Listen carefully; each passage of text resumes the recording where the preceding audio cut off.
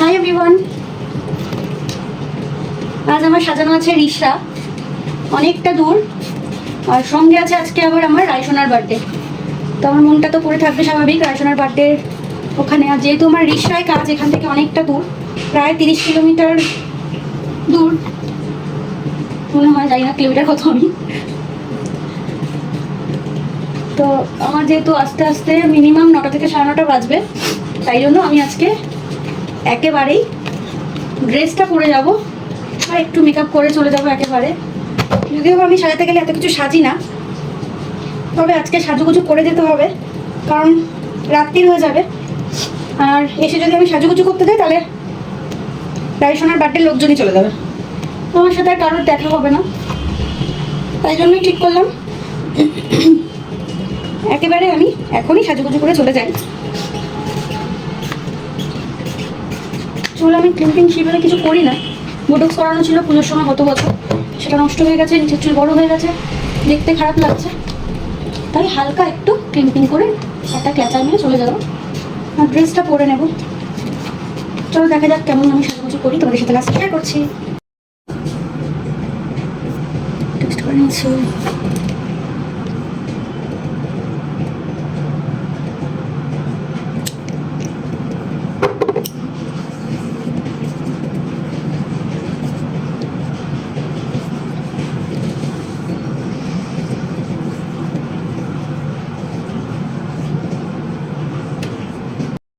চলো এবার ঝটপট রেডি হই। মাঝখানে 2 থেকে 3 বার গিয়ে কেক ডেলিভারি দিয়ে এসেছি। ডেলিভারি বলতে আমার সবাই নিতে এসেছিলো, তাদের কেকগুলো দিয়ে আসলাম।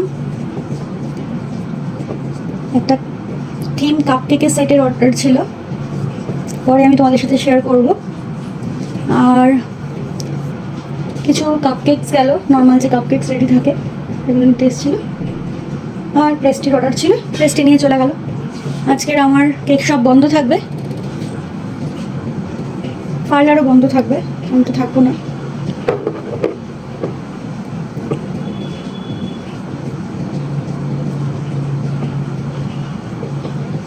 অনেক দিন বাদে এরকম সাজুগুজু টিউটোরিয়াল করছি।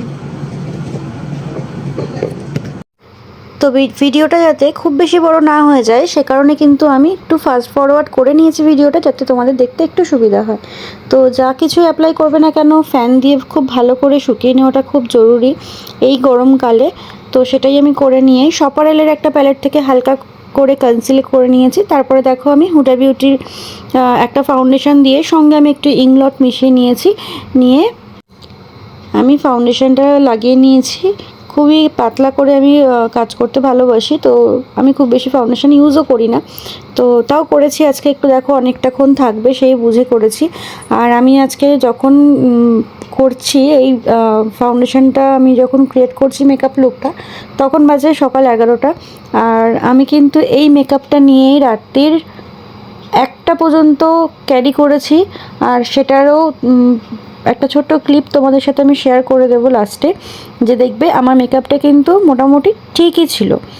তো এখন আমি হুলা ব্রোঞ্জার দিয়ে হালকা করে কন্ট্রোল করেছি। তার আগে আরসিএমের একটা পাউডার ইউজ করেছি, আর তারপরে দেখো মরফির ব্লাশার ইউজ করেছি, সুগারের একটা হাইলাইটার ইউজ করেছিলাম। আর এটা আমার ফাইনাল লুক। কেমন লাগছে জানিও। ছোটো ছোটো প্রোডাক্ট যেগুলো আমি ইউজ করেছি সেগুলো তোমাদের সাথে একটু শেয়ার করে দিলাম, আর আমাকে কেমন লাগছে জানিও। আর লাস্টে দেখো তোমাদের সাথে শেয়ার করে দেবো। আর এত ঘন্টা আর আমি কিন্তু এই লুকটা নিয়েই ব্রাইডের বাড়িতে গেছি। ব্রাইডের বাড়ি ছিল সেই রিসরা, তোমাদের সাথে আমি সেটা শেয়ার করেছি। আর সেখান থেকে ফিরে এসেছি। এটা আমার লুক, এটা আমার রায়সোনার বার্থডের হল ছিল। দেখো আমার মেকআপ কিন্তু সেভাবে নষ্ট হয়নি। চলো টাটা, বাই বাই।